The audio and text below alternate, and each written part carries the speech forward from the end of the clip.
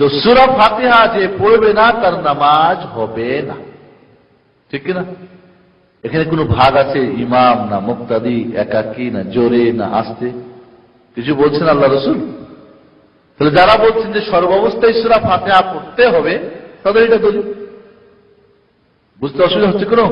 আল্লাহ রসুল বলছেন সূরা ফাতিহা ছাড়া নামাজ হবে না। তাহলে আমরা প্রথমে আলোচনা করি সূরা ফাতিহা অবশ্যই পড়তে হবে, এটাই মত ঠিক। সহিহ বুখারী শরীফের 720 নম্বর হাদিসে হযরত উবাদা ইবনে সামিত রাদিয়াল্লাহু তাআলা আনহু হাদিস রয়েছে। রাসূল সাল্লাল্লাহু আলাইহি ওয়াসাল্লাম বলেছেন, লা সালাতা লিমান লাম ইয়াকরা বিফাতিহাতিল কিতাব, অর্থাৎ নামাজে ফাতিহাতুল কিতাব বা সূরা ফাতিহা না পড়লে নামাজ পরিপূর্ণ হবে না। আমরা এখানে অনুবাদ করেছি নামাজ পরিপূর্ণ হবে না। যারা ইমামের জন্য এবং মুক্তাদি উভয়ের জন্য সূরা ফাতিহাকে রুকুন ফরজ বলে থাকেন, তারা এই হাদিস দিয়ে দলিল দিয়ে থাকেন। প্রথমত তারা লা সলাতা দ্বারা উদ্দেশ্য নেন যে নামাজ হবে না। লা সলাতা অর্থ হলো নামাজ নষ্ট হয়ে যাবে।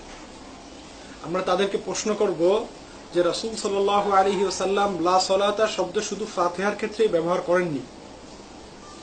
সহিহ মুসলিমে এবং সহিহ আবু দাউদে রাসূল সাল্লাল্লাহু আলাইহি ওয়াসাল্লামের হাদিস রয়েছে, লা সলাতা বিহাজরাতিত তাআম, খাদ্য উপস্থিত থাকলে ক্ষুধার্ত অবস্থায় নামাজ আদায় করলে নামাজ হবে না। তো সূরা ফাতিহা না পড়লে নামাজ হবে না, এই দ্বারা যদি অনুবাদ করা হয়, উদ্দেশ্য নেওয়া হয় যে নামাজ নষ্ট হয়ে যাবে, তাহলে এক্ষেত্রেও অনুবাদ করতে হবে যে নামাজ ফাসেদ হয়ে যাবে খাদ্য উপস্থিত থাকলে। লা সলাতা বিহাজরাতিত তাআম, ক্ষুধার্ত অবস্থায় খাদ্য উপস্থিত থাকার পরেও ক্ষুধার্ত অবস্থায় নামাজ পড়লে নামাজ নষ্ট হয়ে যাবে, এই অনুবাদ এখানেও করতে হবে। অথচ সহিহ মুসলিমের এই হাদিস এবং সহিহ আবু দাউদের সুনানে আবু দাউদের এই হাদিস সম্পর্কে কেউ একথা বলে না যে ক্ষুধার্ত অবস্থায় নামাজ পড়লে নামাজ নষ্ট হয়ে যাবে। দ্বিতীয়ত আরেকটি হাদিস রয়েছে মুস্তাদরাকে হাকিম এবং সুনানে বাইহাকি সহ আরো অনেক হাদিসের কিতাবে হাদিস রয়েছে, লা সালাত মান সামিআন নিদা ফালাম ইয়াতি ফালা সালাতা লাহু বা মান সামিআন নিদা ফালাম ইউজিব ফালা সালাতা লাহু, যে আযান শুনলো কিন্তু মসজিদে আসলো না, সে তার নামাজ নেই বা তার নামাজ হবে না। এখানে ফালা সালাতা লাহু আছে, অর্থাৎ তার নামাজ হবে না। যদি অনুবাদ করা হয়, উদ্দেশ্য নেওয়া হয় যে নামাজ হবে না দ্বারা নামাজ নষ্ট হয়ে যাবে, তার নামাজ একেবারে হবেই না, তাহলে এখানেও উদ্দেশ্য নিতে হবে যে মসজিদে না আসলে নামাজ নষ্ট হয়ে যাবে, ঘরে নামাজ আদায় করলে নামাজ হবে না। সূরা ফাতিহা না পড়লে যেমন আপনি উদ্দেশ্য নিয়েছেন যে নামাজ হবে না, নামাজ নষ্ট হয়ে যাবে, একইভাবে খাদ্য উপস্থিত থাকলে ক্ষুধার্ত অবস্থায় নামাজ পড়লে নামাজ হবে না, এই উদ্দেশ্য নিতে হবে। তেমনি ভাবে মসজিদে আজান হওয়ার পরে মসজিদে না গিয়ে বাসায় নামাজ পড়লে নামাজ হবে না, একই উদ্দেশ্য নিতে হবে। অথচ এই দুই ক্ষেত্রে একই শব্দ ব্যবহার করার পরেও লা সলাতা, রাসূল সাল্লাল্লাহু আলাইহি ওয়াসাল্লাম বলেছেন লা সলাতা বিহাদরাতিত তাআম, তেমনি ভাবে মান সামিআন নিদা ফালাম ইয়াতি ফালা সলাতা লাহু, এখানেও লা সলাতা। তো লা সলাতা দ্বারা যদি উদ্দেশ্য নেন যে নামাজ নষ্ট হয়ে যাবে, তাহলে তিনও ক্ষেত্রে উদ্দেশ্য নিতে হবে নামাজ নষ্ট হয়ে যাবে। অথচ এক ক্ষেত্রে সূরা ফাতিহার ক্ষেত্রে শুধু উদ্দেশ্য নিবেন যে নামাজ নষ্ট হয়ে যাবে, আর বাকি দুই ক্ষেত্রে উদ্দেশ্য নিবেন যে নামাজ পরিপূর্ণ হবে না, এটা তো ঠিক না। রাসূল সাল্লাল্লাহু আলাইহি ওয়াসাল্লামের হাদিসের ব্যাখ্যা রাসূল সাল্লাল্লাহু আলাইহি ওয়াসাল্লামের হাদিস থেকেই দিতে হবে। লায়নফি জিন্স ব্যবহার করার কারণে যদি উদ্দেশ্য হয় যে নামাজই হবে না বা হবে না, তাহলে লা ঈমান লিমান লা আমানাতা লাহু, যার আমানতদারি নেই তার ঈমান নেই, এই কথা তাহলে বলতে হবে যে যার আমানতদারি নেই সে কাফের হয়ে গেছে। একইভাবে রাসূল সাল্লাল্লাহু আলাইহি ওয়াসাল্লামের হাদিসে রয়েছে, লাইসাল মুমিন আল্লাযী ইয়াবিতু শাবান ওয়া জারুহু ইলা জামবিহি জায়', ওই ব্যক্তি মুমিন নয় যে পেট পুরে আহার করে রাত্রি যাপন করে আর তার প্রতিবেশী ক্ষুধার্ত থাকে, এ ব্যক্তি মুমিন নয়। এক্ষেত্রে তাহলে তাকে কাফের বলতে হবে।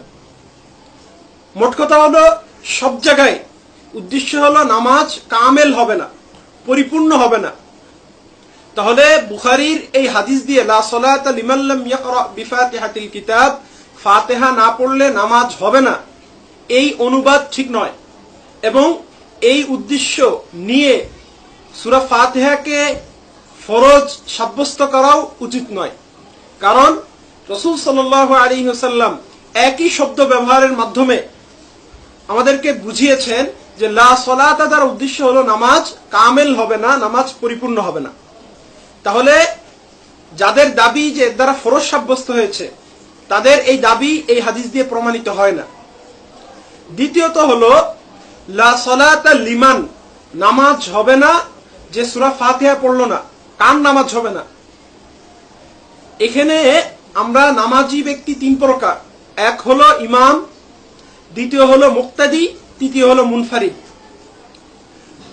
এখানে রাসূল সাল্লাল্লাহু আলাইহি ওয়াসাল্লামের হাদিস দ্বারা মূল উদ্দেশ্য কি?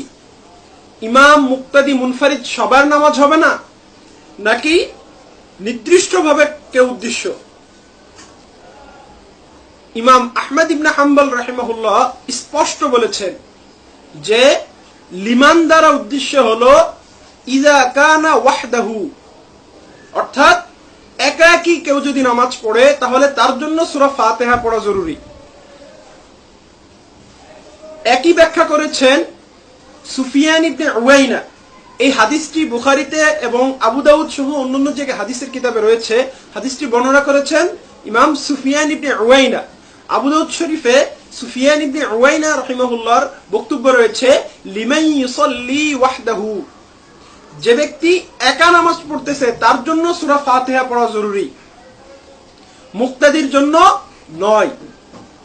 একইভাবে সাহাবী হযরত জাবের ইবনে আব্দুল্লাহ রাদিয়াল্লাহু তাআলা আনহুর ব্যাখ্যা রয়েছে তিরমিজি শরীফে। তিনি বলেছেন মান সাল্লা সালাতান লাম ইয়াকরা ফিহা বিউম্মিল কুরআন ফালাম ইউসাল্লি ইল্লা আন ইয়াকুনা ওয়ারাআল ইমাম, যে ব্যক্তি নামাজ আদায় করলো আর সূরা ফাতিহা পড়লো না, কেমন যেন সে নামাজই পড়েনি, তবে ইল্লা ওয়ারাআল ইমাম, তবে যদি সে মুক্তাদি হয় তাহলে তার জন্য সূরা ফাতিহা পড়া জরুরি নয়। তিন ইমাম, এক তো হলেন হযরত জাবের ইবনে আব্দুল্লাহ রাদিয়াল্লাহু তাআলা আনহু সাহাবী, ইমাম আহমদ ইবনে হাম্বল রাহিমাহুল্লাহ বিখ্যাত ইমাম, এবং ইমাম সুফিয়ান ইবনে উয়াইনা, তারা প্রত্যেকেই বলছেন যে লিমান এখানে নামাজ হবে না, এর দ্বারা উদ্দেশ্য হলো যে মুনফারিদ, একাকী নামাজি ব্যক্তি। মুক্তাদি এই হাদিসের অন্তর্ভুক্ত নয়। হয়তো অনেকেই বলবে যে লিমান এটা হলো আম, ব্যাপক, এটা মুক্তাদি, মুনফারিদ সবাইকে শামিল করবে। আমরা বলবো যে লিমান এই শব্দটা আম নয়, বরং লিমান খাস। কারণ পবিত্র কোরআনে এর যথেষ্ট উদাহরণ রয়েছে। আল্লাহ সুবহানাহু ওয়া তাআলা সূরা শুরার ৫ নম্বর আয়াতে বলেছেন যে ওয়াল মালাইকাতু ইউসাব্বিহুনা বিহামদি রাব্বিহিম ওয়া ইস্তাগফিরুনা লিমান ফিল আরদ। এখানে লা সালাতা লিমান যেমন আছে, সূরা শুরার ৫ নম্বর আয়াতে রয়েছে লিমান, অর্থাৎ ওয়াল মালাইকাতু ইউসাব্বিহুনা বিহামদি রাব্বিহিম, ফেরেশতারা আল্লাহ তাআলার পবিত্রতা তাসবিহ পড়তে থাকে, ওয়া ইস্তাগফিরুনা এবং ইস্তিগফার করতে থাকে লিমান ফিল আরদ, যারা জমিনে আছে তাদের জন্য। ফেরেশতারা জমিনের সবার জন্য ইস্তিগফার করে নাকি নির্দিষ্ট কোনো গোষ্ঠীর জন্য, নির্দিষ্ট কোনো দলের জন্য ইস্তিগফার করে? আপনি যদি বলেন লিমান শব্দ আম, তাহলে কোরআনের এখানে আম উদ্দেশ্য নিতে হবে, অথচ ফেরেশতারা ব্যাপকভাবে দুনিয়ার সবার জন্য ইস্তিগফার করে না। ফেরেশতারা কাফের মুশরিকদের জন্য ইস্তিগফার করে না, বরং ফেরেশতারা শুধুমাত্র মুমিনদের জন্য ইস্তিগফার করে। তাহলে আপনি যদি বলেন লিমান শব্দটা ব্যাপক, আল্লাহ সুবহানাহু ওয়া তাআলা লিমান শব্দ ব্যবহার করেছেন, উদ্দেশ্য নিয়েছেন নির্দিষ্ট, অর্থাৎ মুমিনদের জন্য ফেরেশতারা ইস্তিগফার করে। ইস্তাগফিরুনা লিল্লাযিনা আমানু, যারা ঈমান এনেছে ফেরেশতারা শুধুমাত্র তাদের জন্যই ইস্তিগফার করে। তো বোঝা যাচ্ছে যে আল্লাহ সুবহানাহু ওয়া তাআলা পবিত্র কোরআনে লিমান শব্দ ব্যবহার করেছেন, উদ্দেশ্য নিয়েছেন নির্দিষ্ট কিছু লোক, যারা দাবি করে যে লা সালাতা লিমান, যে সূরা ফাতিহা পড়লো না তারই নামাজ হবে না, এটা ব্যাপক, মুক্তাদিও এর অন্তর্ভুক্ত, তাদের এই দাবি সঠিক নয়। তৃতীয় কথা, লা সালাতা লিমান লাম ইয়াকরা বিফাতিহাতিল কিতাব, এই হাদিসটি শুধুমাত্র বুখারীতেই নয়, বরং হাদিসটি মুসলিমেও এসেছে। আর মুসলিম শরীফে হাদিসটির একটি অতিরিক্ত অংশ রয়েছে, লা সালাতা লিমান লাম ইয়াকরা বিফাতিহাতিল কিতাব ফাসাইদান, অর্থাৎ যারা সূরা ফাতিহা পড়ে না তাদের নামাজ হবে না, এবং যারা সূরা ফাতিহার সাথে কিছু অংশ পড়ে না কোরআনে, অর্থাৎ কোরআনের দুই একটি আয়াত সূরা ফাতিহার সাথে পড়াও ফরজ, এই কথা বলতে হবে। কারণ হাদিসটি রাসূল সাল্লাল্লাহু আলাইহি ওয়াসাল্লাম শুধু সূরা ফাতিহার কথাই বলেননি, সাথে সাথে সূরা ফাতিহার সাথে অতিরিক্ত কিছু আয়াত বা সূরা পড়ার কথাও বলেছেন।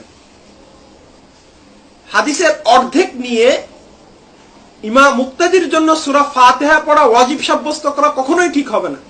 কারণ শুধু বুখারীর হাদিসই হাদিস নয়, মুসলিম শরীফের হাদিসও হাদিস।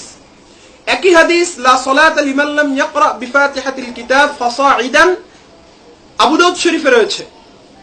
তো আহলে হাদিসরা শুধু ফাতিহার কথা কেন বলে?